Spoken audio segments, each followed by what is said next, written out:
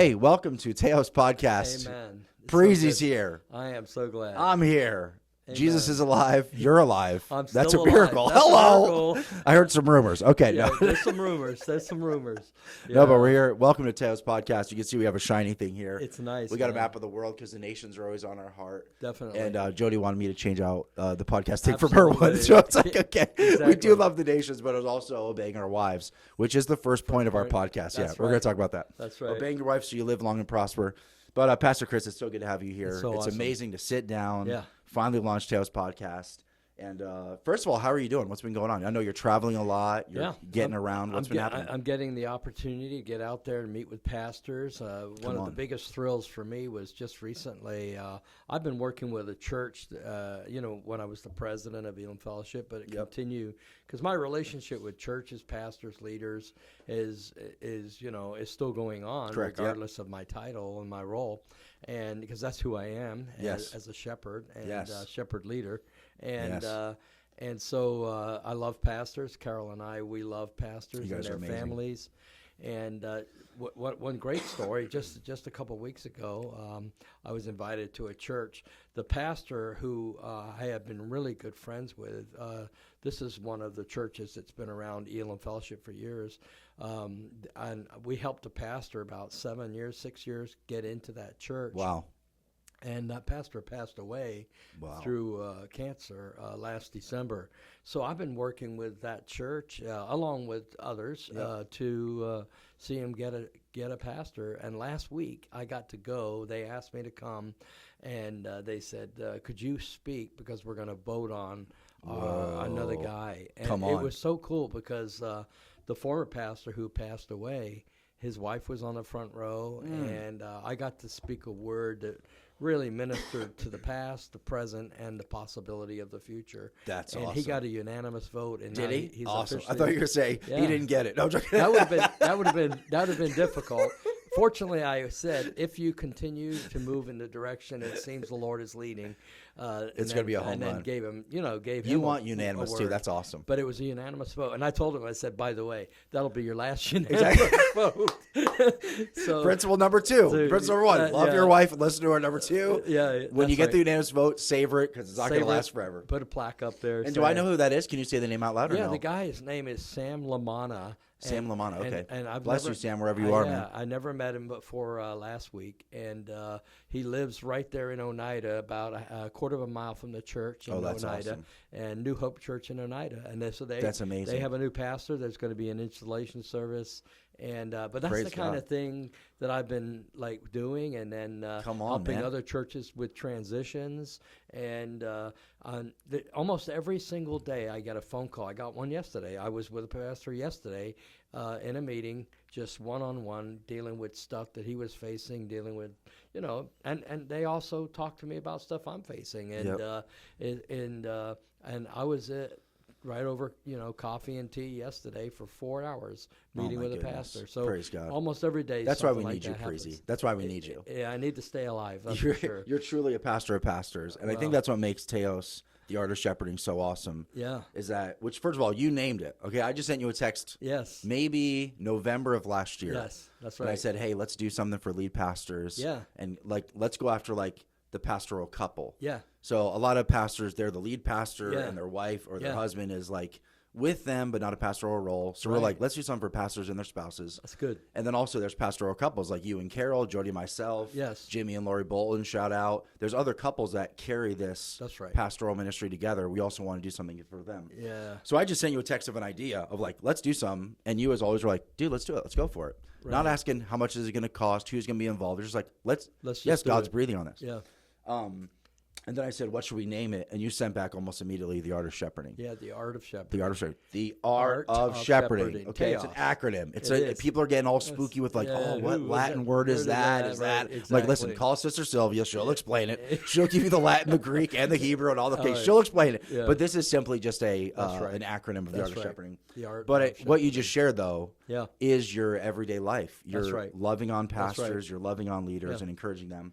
Yeah. So from that text message in November of last year, we planned something for March, just 4 months away. That's right. We had 40 people gathered in this amazing room at Blue Mountain. Yes. And we loved on 18 pastoral couples. It was wonderful. It was unbelievable. It was like I had expectations. Yeah. And God was like, we always pray like exceedingly, abundantly, above and beyond. And I've experienced that with stuff I've done in my life. Yes. That was, though, one of light years above anything I've ever experienced. It was. Actually, the shepherd, the good shepherd showed up. He showed up. Yeah, he was like, get out of the way and let me do my thing. Exactly. And he came in to meet with us as shepherds. It was wild. It was wonderful. You think about that word shepherd. Jesus could have been named apostle, prophet, teacher. Prophet Jesus, he was named Prophet rabbi. Jesus. Yeah, right. He, all those things. But the name that he seemed to really say something about, he said, I am the good shepherd. Oh man, don't start preaching now, Crazy. We'll be here. I'll do an altar call. I will take an offering too, just for those listening and watching. That's it. Yeah. So God but I'm telling you, put that from on night my heart. one. Yeah. From night one, so the art of shepherding happened. We just said, let's gather leaders. That's right. How many? I don't know. The goal is, though, we just do it and we gather. And from night one, which there wasn't a session. Nope. It was just a little bit of fellowship, a little bit of connection, a lot of food, some games were out. People just broke bread and hung out around tables. And from that night, pastors were already coming up to me on the side going, we got to do this again. And I'm sitting there going, do what? Do what again? Have a charcuterie board? And like we haven't done anything. Yeah. But you know what it was? The atmosphere and how we viewed and treated them. That's right. No one had their name tag of where their church was, their church name. It was about them. How we didn't put them in seats of how big their church is, like some movements do. It's like they came in the room and we loved on them for being faithful. And to some God came has in there really wounded. Some came and we didn't know. Yeah, that was us. No, I'm joking. Yeah, some came in there really wounded. Yeah. No, they were limping in. We didn't know. We didn't know that. But then they had a safe place. It was unbelievable. It was a safe place to, and none of it was really done in the group. Correct. It was done one-on-one conversations. So the leader was the shepherd. Yes, the it was great awesome. shepherd, and he was working through one another, and it was good. It was really moving. Phenomenal. It was probably one of the most intimate, spirit-filled, presence of God experiences I've had in the last 10 years. That's awesome. Well, we're going to do it again. We're going to try to one-up last year. We'll do it. The dates we're looking at, just so you guys know, listening and watching, March 8th through 10th of 2026. Yeah. Registration opens in September. We're still working out on some final details. But we're like, let's do it again. We're not going to change venues. We're going to do it at Blue Mountain. There are some crazy people on our TAOS and Forward team that are already thinking of scalability of how do we do this all over the country and how do we because it is something that was there was no one of the catchphrases I was going to do in promotion, I didn't do it, was I was going to put in there no recruiting. Yeah. No advertising. No advertising. No. There was a certain word I'm trying. No promos. No recruiting. No. Because I wanted pastors to know like this isn't a trick or a gimmick. No. To like my parents on down in Florida used to go to the timeshare things. Yeah. So we'd get a free really crappy steak dinner. Yeah. But then we'd have to sit through this 4-hour timeshare thing just to get free tickets. It's just like come on, man. So I didn't want them to think like, hey, come to TAOS, so we're gonna bless you, and then on the back end it was just we love you. We're for you. Yeah. We want to connect you and resource. So I think overall, there was about 6 or 7 different movements represented. That's right. And so it was like, this is what it's supposed to be. It's supposed to be like that was a collaboration coming together. So then the week after that, so the week after TAOS, I remember being in my in-laws' house. Yeah. And once again, just texting with you, like, hey, wasn't that awesome, man? God is so good. I'm sure we're going to get testimonies. But I was like, Preezy, we should do a podcast. You're like, of course, let's do it. Here it is. Here it is. So that was like March, that was April. So we were probably texting in April. Yeah. And here we are now. God is good. Yeah. We got the podcast going on. Yes. The art of shepherding is really, there's 3 things that we're really aiming to do with everything with the art of shepherding. Our retreats, this podcast, is to really love on lead pastors and help them love their families well and be healthy. That's right. Love their church and get a healthy church culture and make that healthy. Absolutely. But also, we want them individually to be a healthy leader, to have the stuff that's in their lives that they might not have someone to go to or someone to talk to. Right. We want to help them be a healthy leader, have a healthy family, and create a healthy church culture. And so I know we're gonna do this hopefully every month. That we record a bunch of sessions, then we kind of release them over months. Yeah. But I pray that every single one of these sessions we talk about something big. something wild, but it's going to be something that blesses a lead pastor listening Absolutely. or watching. So absolutely, it's going to be awesome. Yeah, and I think those are 3 great goals, by the way. Oh man, and it starts with making a healthy leader. Yes, it starts with making a healthy leader, family, and then the culture. 1,000%. You know, and what I found too is if we really support a pastor, if we really love a pastor and his family, the church tends to say, let me invest in that. Let me invest. Correct. Yes. Let me give time. Let me give freedom. And you know, one of the things I do is I try not to. I don't charge pastors. I said, tell your church to pay for this because. Oh wow! You see what I'm saying? Yes. When I get out there, I say, if we're going to have a charge, let your church send you. Your church should send you to this kind of a thing. And so just give them our number. We'll talk to them. We'll talk to them, baby. 911. Call us right now. We'll talk to you. No, it's true. Because I think so often churches and systems are so results oriented. Yeah. That they focus on the results, but you have to do the math backwards and work it back to a healthy pastor or a healthy pastoral couple or a healthy family. So it's like that's where we're starting. We're not starting with like a. I think a lot of people thought what the art of shepherding was going to be is like here's 10 quick tools to see your church grow to 500. No, we don't. Happen. That's fruit. Yeah. That Jesus takes care of. If stuff is not right on the inside of your soul, it's over, man. Yeah. So I think pastors, when they came into that room for the first Art of Shepherding retreat, one of many, I think they felt the heart of what we're doing is going after that. We're like, we want you to be refreshed. We want you to receive prophetic words. We want you to receive practical teaching. So it's going to be awesome, Preez. I can't wait. So this is like christening a new journey for us. We've done ministry together for a long time now. Yeah, it's been awesome. But to do a podcast together is going to be really awesome. It's awesome. We plan on at some point Zooming pastors. Yep. So once we're going to have a few where we just introduce stuff and introduce the heart of what we're doing. But eventually we're going to do some Zoom interviews as well. So we'll probably sit down. That'd be great. And then I'll introduce a Zoom interview. We'll go in. But we'll talk to pastors all over the world. It'd be wonderful. Get Bishop Moffat on this. Oh, Would that be crazy? Goodness. Oh, baby. Yeah. That would be a seminar. Awesome. That would turn to a seminar. That would be a seminar, yeah. Awesome. Well, hey, Preeza, the first thing I want to do is I wanted us to tackle in our first few episodes something that I know, to me, this is like the epitome of what you do, but not in a aggressive way. There's a lot of like alpha male domineering apostolic leaders that come in and they purposely start breaking stuff and attacking stuff. Yeah. And your apostolic pastoral heart, you have an apostolic call, you have a pastoral heart, but you still go after sacred cows. Absolutely. Things that we're just putting up with systems, situations, things in churches, things in teams. That's right. You still go after that with a lot of passion. Yeah. But you don't go after it with high control. You don't go after it trying to manipulate and maneuver. Yeah. You roast the cow, not the people. Oh, baby. Can we throw a few in though? Can we throw a few? I just saw a video clip. This is so funny. Yeah. The Cleveland Browns, the NFL football team. Yeah. They just had an unveiling of a new helmet. Okay. And so they were on a raft in the middle of probably Lake Ontario. They were on a big lake. And they did it. It was like the size of a boat. So they lifted this big cover off a boat, and their social media person was filming the thing, but then took too many steps to the right and fell right into the water. Yeah.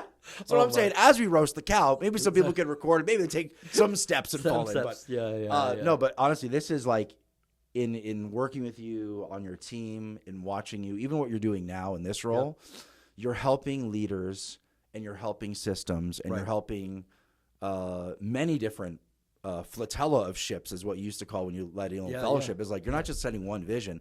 There's numerous things that's there's all these different pieces. You are masterful at giving good vision, good direction, but also good release. Yeah. So everyone around you felt the burden of okay, we got to change some stuff. Right. Don't just do this because it worked last year. Yeah. We need to figure this out. So I'm let's talk about killing sacred cows in the church. It can't be a top-down experience, by the way. Yes. Oh, very good. It can't be. I mean, when Carol and I went to the church we were at, that church was birthed in 1831. Imagine the tradition that we went into. We went into a tradition where the pastor was not allowed to do communion for all of those years. And now I went in there in 1988 with Carol. I was the first pastor a year later to do communion in that church. Why wasn't the pastor allowed? Because that particular denomination says that the elders are the ones who are leading the church, and the pastor's a hireling. And so I went in as a hireling, right? It's always better when the elders lead. I'm joking. But you were just hired to do the pastoral job, right? Whoa, but that was a golden calf. That was a holy. That was a sacred cow to them. And but you know what? I didn't change it for the first year, and I didn't even recommend it until 6 or 7 months. You have to love the people before you tell them that you're going to touch their lives. Yeah. And when you touch their lives in a very special way and a challenging way, they've got to know the foundation of love from you before you do that. It's not just about your plan. It's a team approach, and and even though we're going to say some things today that point out some of the sacred cows that people deal with, pastors deal with right now. Oh yeah. It always starts with the process has to be That's so good. that we're caring for people in the process, as well as caring for the future people who are not there yet, and that the cow is standing in the way. That's so good. Time to move on. Hello. I like that. You know what? We should call that this episode. Move along. Hello. Someone that I just hung out with probably last year, I forget what, but Pastor Mika down in Silver Springs, Maryland. Okay. He's pastoring a church down there, connected with Sylvia Evans and some different people. He attended Elam Bible Institute back in the day. But Pastor Mika, shout out if you're listening. He came down to a church that just came out of a massive split, all sorts of chaos happening in their church, and turmoil and stuff being exposed, and previous leadership and all this stuff. And he was kind of coming in after they had a few trial pastors. Yeah. And I remember sitting down with him and just having like lunch and dinner to demonstrate your point of like love the people. Right. And he was going, babe, we got here's the amount of money that we need to do just to cover this and other. He had all of this stuff figured out. Right. And then I kept on asking him, like, because I'm like the pressure point guy. Okay, when are you going to do this? When you do that? And he was like, and he's like a veteran apostolic leader for the world. And he's like, man, I'm just going to love the people. Yep. We're still getting to know the people. That's it. And once we do, that's right, all these plans unfold. And for me, it was like, man, I was living in that environment with you. Yeah. But to see it outside of the Holy Hill here was really special. And it was a situation that was like in dire straits. Right. And he and his family were coming into hell. So good. And it was just encouraging me, like, whoa. So he has it all kind of figured out. He has all the sacred cows identified. Yes. But he was doing that principle, what you're talking about first, of like, no, we're just, the people need to learn to trust us before we start changing the color of the carpet. Absolutely. Whoa. Absolutely. Trust is the beginning. And Prezi, as young people. Yeah. So you picture a young, is it a young guy that's taking over that church in? No, actually, he's probably seasoned saint. I would say he's probably in his 50s, 60s. Whoa, that's young. That's a next gen leader. Yeah. Okay, that's a young. His best years are in front of him, says the Lord. I think it's a good fit for that group. But a young, like say an upper 20s, mid 20s, young 30s comes in. All they want to do is change the carpet that Sunday. They want to tear down that wall, paint the walls and black. Exactly. Some churches maybe will be set up for that. Yes. And kind of like maybe they're so emaciated, there's only a few people left, and they're saying, do whatever you want to do. Right. But most churches are not ready for that sort of, even though it's not like, you can change the name of the church, change the vision, but don't start touching the practical things that are around us. Right. So even for younger pastors, it might be a little bit more challenging to like, you see a lot of stuff in front of you if you're very visionary, or you're like finally like, this is my shot to make my mark. But just to apply that principle, love the people. That's right. Love the best pastors smell like sheep. Be around the sheep, That's baby. A shepherd. That's a shepherd. That's a shepherd. And by the way, sheep smell funky, by the way. So shepherds do smell funky. Let's get real. And by the way, when we did make some of those changes, which again we'll get into some of that detail, but when we made those changes, I want you to know over the next 10 years, there were people that couldn't make the turn. So they moved on, but they moved on feeling loved. They moved on being cared. They realized, hey, this church is moving towards a more charismatic perspective, and that's not for me. Wow. But guess what? There was another 50 churches within a 50-mile radius that they could have chosen. Wow. But they made that choice with feeling respected, feeling honored, and they had that freedom to make some of those kinds of changes. That's awesome. Well, you and Carol do that so well. You love people, you empower them, you give them hope. Yep. You help them step into their destiny. And that's I know for you guys have a lot of stuff that you do, prophetic ministry, pastoral ministry, stuff with 10 ministries. Right. But I know underneath all of that is you guys you want to see people step into their destiny, which is 100%. Amazing. That's my life goal. I know, it's amazing. It's my life goal to help people discover, find, and then enter their destiny. That's awesome. I think the Art of Shepherding is going to do that for lead pastors. Absolutely. Because they can be in that position but still be wondering, okay, where is this going? Where am I headed? That's right. What does this look like day to day? That's what we're doing. Is this where I'm so? I mean, I don't know how many pastors I'll sit down with, and after if once they feel safe, once they feel connected, once they feel like there's no, I'm not trying to get money for them, I'm not trying to do whatever. The real stuff starts to come out, and real insecurities, real questions, real wonderings about the future, real like, am I actually called here? Yeah. It blows my mind. And so I'm praying that as we talk this through over these next years, that the Art of Shepherding podcast can help that leader find their destiny, step into it, be confident. Come on. Maybe so. So I'm going to ask you, what's your definition of a sacred cow, a golden calf? I wrote it down. Yeah. The term sacred cow in a church context refers to a belief, practice, or tradition that is given to undue reverence and considered immune to change or criticism, even if it's no longer effective. What's that? Wow. You can love it so much and not even see that it's no longer effective. Oh, boy. And by the way, when we start talking about sacred cows, it's not always bad things. Sometimes it's things that God has given us. Whoa. But he's saying it was for a season. Come on. And now that season's passing, and it's no longer effective. So, for example, people, I hope today, don't use those old projectors where we used to put cells down on them. And, you know what I'm saying? That's how I learned where the mitochondria is. Yeah. The mitochondria is at the heart of the cell. Exactly. But again, they are they were effective at the time, but nowadays people use PowerPoint, and I mean, you know, you have to let go of even the good things that God said. Correct. You know, we don't light candles except for Christmas Eve. Bing bong. But when I got there, we lit candles every single service when I got to my church. Really? And that was something that was a slow to go, man. Wow. Because people understood that as a tradition that was invaluable and important to them. And I had to be sensitive to the person that donated those candle holders. Oh, boy. Who did it in the name of the death of their daughter. Oh, If you don't know that stuff and you get rid of that candle quickly, man. You just crush a family. Wow. And so, again, that's wild. Isn't that good? Yeah. So basically, it's a belief, a practice, or tradition that's given undue emphasis that maybe God's not even want us to emphasize anymore or emphasize the same. Do you think that's because, like, it is interesting, those sentimental things, because church is where you have a lot of emotional experiences with God. Yeah. Your life is being changed. Your family is, like, Yeah. coming back together. Yeah. It's like this place where there's a lot of stuff happening.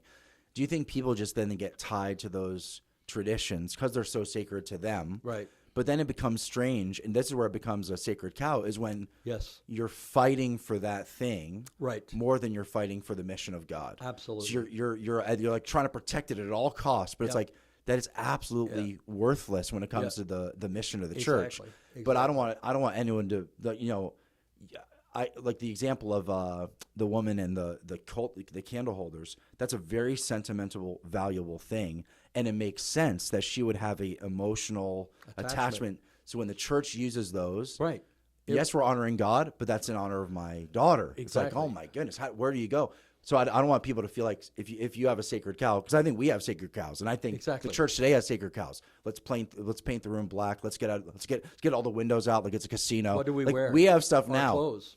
We wear tight pants on stage. We have sacred cows now. Holes in the jeans, It's a holy pants. It's a So we have, I think our generation had also how we do church that looks so cool now. Dude, those are all I see are sacred cows that are working now. Yeah. But if the next generation, so my kids are 3 and 4, when they become pastors, they're going to they become leaders, they'll be like, dude, why did you guys have your sanctuaries black and demonic? Exactly. You got to get windows in here, man. Exactly. They're going to reintroduce what's the glass that has all the colors? Stained glass. They're going to reintroduce stained glass and some holiness, and so. But I just as you're sharing, I'm like, man, I think it makes sense that people would have big God moments in this space, and then when you start to change that space, they would feel like they're losing a part of that God experience. Exactly. But they're not. They're not. No. In fact, I think that you keep on going. I'm going to make sure that this is you know, when people you know, I'll talk about a book before we get off this podcast. Yeah, go for it. It's a really great book. It's called Accidental Pharisees. Whoa. And we'll go there later. The doctor diagnosed me. I had a case of the Pharisees. But, you know, we come across, a lot of times we just come across sacred cows in our lives. I think it's good that the Lord just put this in our conversation, we have them. Because a lot of times younger people, and I'm not that younger now, but a lot of times younger people are accused of not liking something that's old and traditional. But the truth of the matter is we accidentally take on our own sacred cows, i.e., the clothes we wear, the things you just brought up. Oh, my goodness, that the time we start. We have timers now. And just the fact that we have timers and, you know, we're starting the service right on time and quitting right on time. Oh, yeah. Well, that can become a sacred cow just as much as 1,000%. in the past to have the service go on forever was a sacred cow. Yes. Are you with me? Tearing for the Spirit to come. I'm sure both sacred cows came upon accidentally. It wasn't something that we did. Yeah. It's just we did it out of the heart to get people out of church quickly or keep people in church all day, whichever one it was, for whatever experience they're having. We didn't intend for them to become sacred. Yes. But when they become sacred, then they are no longer effective.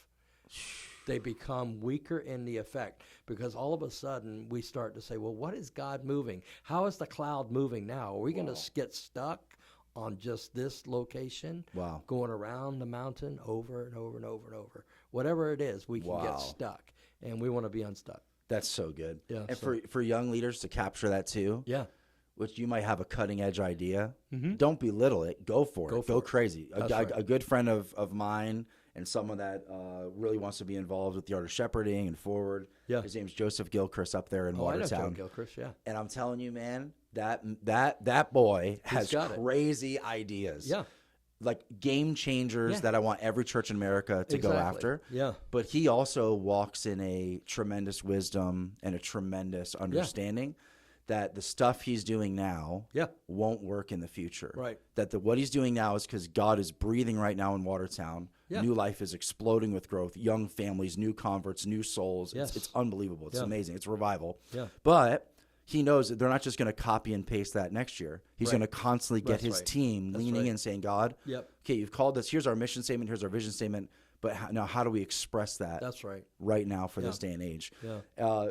I think one of the sacred cows, they don't moo, but they say statements. And one of the statements they say is, that's not the way we do things around here. Oh, yeah. That's not the way it's been done. Right. Yeah. So they don't moo at you, but there are certain things that they say. So what are like one or two phrases that a pastor would hear if he's getting around a sacred cow? So he starts talking about service times. Yeah. He starts talking about style of worship. What are some of those things that he might get as far as feedback and hear from people? I'll give you an example. A simple sacred cow would be, let's say, for example, that you've been a church that has built your whole children's program on Sunday school. And then all of a sudden you're going to say, I want to change this to a children's church service where they have their own worship band, they have everything going on. Wow. Are you with me? Yeah. Now, I've had a whole family leave my church when I introduced that idea because we didn't. Now, here's what they would say, that God invented this Sunday school. God invented that. That was God's idea. When I came here, that was God's idea. And I said to them, yeah, it was God's idea, but this is also God's idea. Come on. He's a progressive God. Yes. He's the same yesterday, today, and forever, but his methods change. Oh, very good. In the seasons, right? So to say that it was a God idea, it sometimes causes it. There you go. That's why it becomes sacred. Yes. Because you put God in it, but God is not necessarily in it anymore. Yes. The cloud moved. He's moving on. The cloud moved. Are you with me? Yeah. And so that's one of the phrases I've heard. And, of course, we've never done it this way before. Oh, baby. I heard that every day of my life. Yeah. Changing from pews to chairs. Oh, boy. There's still churches that will not do that because my mother sat in that pew. Yeah. Are you with me? So it's usually a tie back to something, watch this, sacred, whether it's religious sacred or God sacred. Wow. The question is, what is God doing now? Yes. That's the question. That what you just said, you talked about methods and also mission. Yeah. And when the methods of accomplishing the mission start to lead then it's like, what are we doing now? Now the mission is kind of a background, and you feel fulfillment, because this is the way we've always done it. It's predictable. Yeah. You know, people hate change. Yeah. That's why people hate us, because all we do is change something. All we do is, we actually see we had a culture. We see vision. We had to introduce in our church because of my personality. You got to understand this. I'm very similar to you. Your mindset of change is on steroids compared to me, but we have that same the Holy Spirit deficit disorder. That's what I have. Holy Spirit deficit. I love that. But we actually had to teach our church to become a change culture. In other words, one of the values that we had was change. And see, that's really good. I like Mark Battison. He came and spoke one time at a one-day conference that we did, and it was right in this building, and that we're recording in. And he spoke, and he said, "Why don't you treat everything as an experiment? And if it doesn't work, then you say, well, it was just an experiment." I love that. It just gave freedom. You know what I'm saying? And that's what we took that from this conference back to our church and said, we're going to have a church that has the culture of change. Whoa. So that shouldn't be a surprise to you, first of all. So okay, didn't we do this way last year? Now we're doing it this way. Come on. That's right. It was an experiment that didn't work. So we have to move on. Are you with me? I love it. And we're wanting to do what one of the things I love, my son David works in Stillwater at Life Church for Craig Rochelle. And they say, we will do everything short of sin to win people to Christ. Wow. And I think that's the spirit of a culture of change. That's the spirit of a culture that's saying, we're letting God lead us with the ultimate goal of winning people to Christ. I love that. And so if the walls are black, if the walls are white, what difference does it make? We're doing it for the purpose of Christ. To God. I love that. Tim Lucas, a pastor of Liquid Church down in New Jersey, multi-site campus. He's the big hair preacher guy. He's crazy. He's wild. But he has an awesome story. It's like a legacy story of when they first started Liquid Church. It's right in the middle of Morristown, New Jersey, major Hispanic population, and but their church is predominantly Caucasian. And so after years and years and years, they're starting to realize, like, wait a second, like, yes, it's a very diverse part of New Jersey, but why aren't Hispanics coming to this church? And so instead of like just launching a Hispanic service or just doing something that's like predictable, they said, let's send out ministry teams to find out where the Hispanics are living. Let's visit them. Let's engage with them. Yeah. And so what they started doing, one of their ideas was like the best, most New Jersey idea ever, is they got together little packs of freshly made bagels with cream cheese, a bottle of water, a newspaper in Spanish, and they would go to where the spots where the all the men stood on corners waiting to be picked up in pickup trucks, just day workers. So they sent teams to go to the day workers. Wow. Probably illegal. Sorry, cancel us. Okay. Yeah, They sent them there. They gave them the stuff, and all they said was like, "Hey, we're Liquid Church." There was a little pamphlet in there saying, "Hey, we're Liquid Church. We have translators come." They said, give this to your spouse. Read this at home. We love you guys. We're here. We're right down the road. We want to serve you.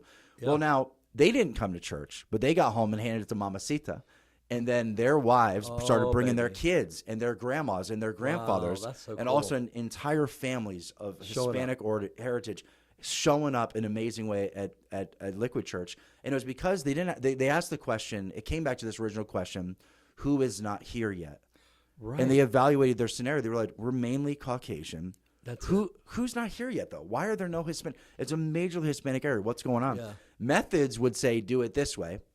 Yes. But Tim, because he's a wild apostolic, evangelist, he said, let's go actually to where they are, figure out, speak their language, meet them right where they are. And there's nothing that says Jesus loves you more than a Jersey bagel. A Jersey bagel on a 5 a.m. morning waiting for work. Oh, come on. That is the gospel. Yeah. So when it comes to that whole idea of methods and mission, the center of that question of like, how do we win people to Christ? Exactly. How do we disciple families? If you're more about protecting your heritage and protecting the sacred cows of, well, those people might mess things up and they'll introduce something new, then you're no longer a Christ-centered church. That's right. You've gone off and now you're centric. It's not about God's kingdom. That's very good. Now you're building your kingdom. That's right. And if the Art of Shepherding, man, if this podcast and these conversations can dislodge some leaders and people to go, holy moly. Yeah. I've been on cruise control. I need right. to start asking some questions. So, and that takes intentionality.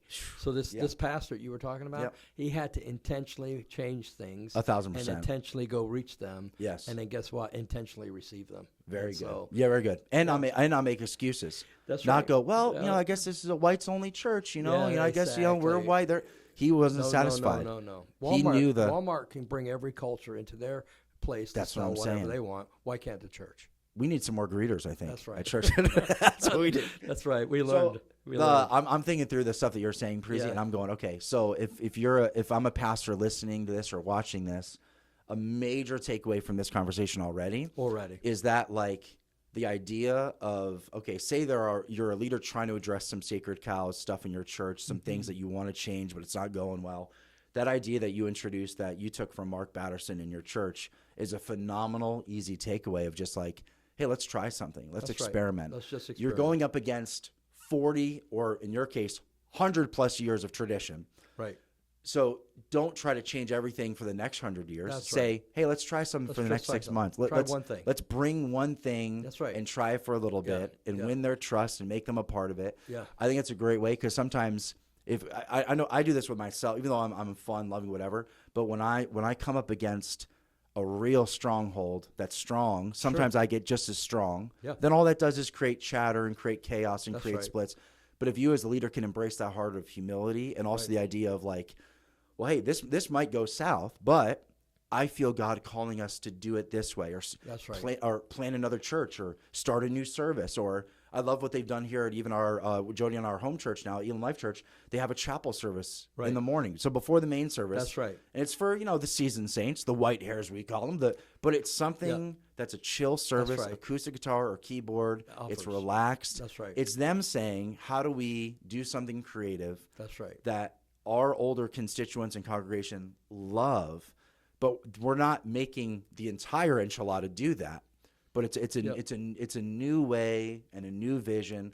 So for a leader to has that wild idea for them, if there's one major takeaway from this conversation, and we're gonna have many takeaways, but the first takeaway I would say is like, man, really wrestle with God about how do I pitch this as an experiment, right? And if that word would scare people of like we don't experiment in this church, we do what God tells us. Well, then think of another way to say it, of a trial run, or can we change one thing? Right. Even though you have 50 things, change one thing, 1 degree, and see what happens as that thing's played out. That's a very powerful takeaway. And all that, again, built on the foundation of loving people. Of TLC. Make sure there's donuts in the room. Make sure there's coffee in the room. Yeah. Never pitch an idea without a donut. That's right. I learned that from Donald. Never pitch an idea. This is one big, beautiful, sacred cow. That's right, man. Yeah.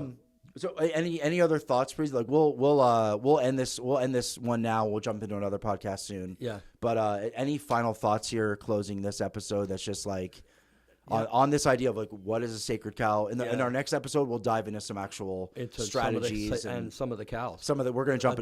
We're going cow tipping next episode. For us to do that. Yes. Yeah, I think I think we've said it well. I think we've said 3 things basically as you said this. Number 1, have a heart of love for people. Number 2, get your marching orders from God. Hello. That's the key. And then let's try it, which is let's try it, baby. Are you with me? That's love.